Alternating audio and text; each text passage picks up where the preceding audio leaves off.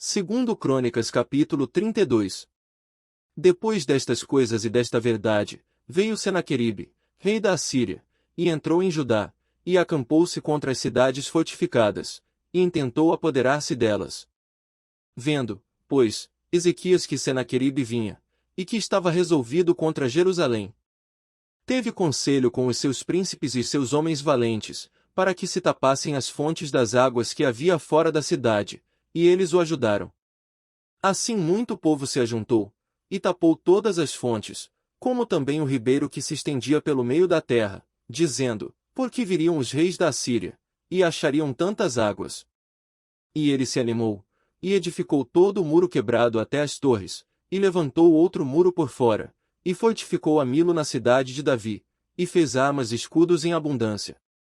E pôs capitães de guerra sobre o povo, e reuniu-os na praça da porta da cidade, e falou-lhes ao coração, dizendo: Esforçai-vos, e tende bom ânimo, não temais, nem vos espanteis, por causa do rei da Assíria, nem por causa de toda a multidão que está com ele, porque há um maior conosco do que com ele. Com ele está o braço de carne, mas conosco o Senhor nosso Deus, para nos ajudar, e para guerrear por nós. E o povo descansou nas palavras de Ezequias, rei de Judá.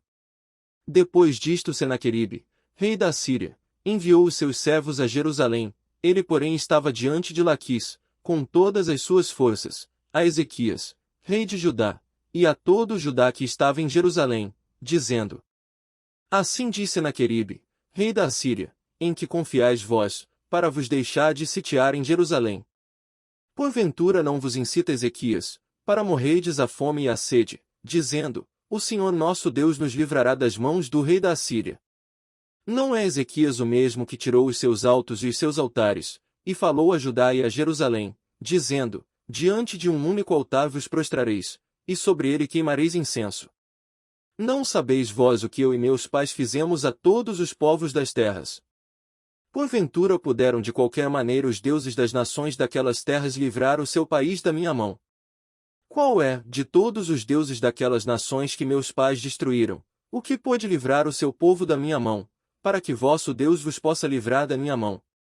Agora, pois, não vos engane Ezequias, nem vos incite assim, nem lhe deis crédito, porque nenhum Deus de nação alguma, nem de reino algum, pôde livrar o seu povo da minha mão, nem da mão de meus pais, quanto menos vos poderá livrar o vosso Deus da minha mão. Também seus servos falaram ainda mais contra o Senhor Deus, e contra Ezequias, o seu servo. Escreveu também cartas, para blasfemar do Senhor Deus de Israel, e para falar contra ele, dizendo, assim como os deuses das nações das terras não livraram o seu povo da minha mão, assim também o Deus de Ezequias não livrará o seu povo da minha mão. E clamaram em alta voz em judaico contra o povo de Jerusalém, que estava em cima do muro, para os atemorizar e os perturbar, para que tomassem a cidade. E falaram do Deus de Jerusalém, como dos deuses dos povos da terra, obras das mãos dos homens. Porém o rei Ezequias e o profeta Isaías, filho de Amós, oraram contra isso, e clamaram ao céu. Então o Senhor enviou um anjo que destruiu a todos os homens valentes, e os líderes, e os capitais no arraial do rei da Assíria, e envergonhado voltou à sua terra.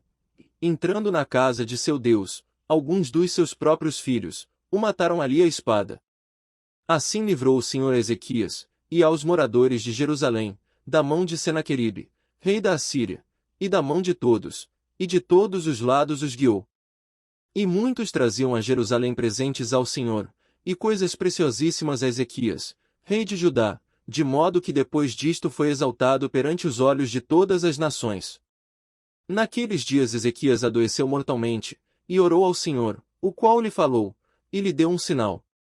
Mas não correspondeu Ezequias ao benefício que lhe fora feito, porque o seu coração se exaltou, por isso veio grande ira sobre ele, e sobre Judá e Jerusalém.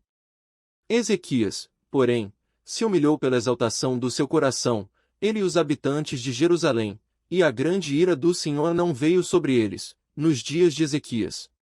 E teve Ezequias riquezas e glória em grande abundância, proveu-se de tesouraria para prata, ouro, pedras preciosas, especiarias, escudos, e toda espécie de objetos desejáveis. Também de armazéns para a colheita do trigo, e do vinho, e do azeite, e de estrebarias para toda espécie de animais e de currais para os rebanhos.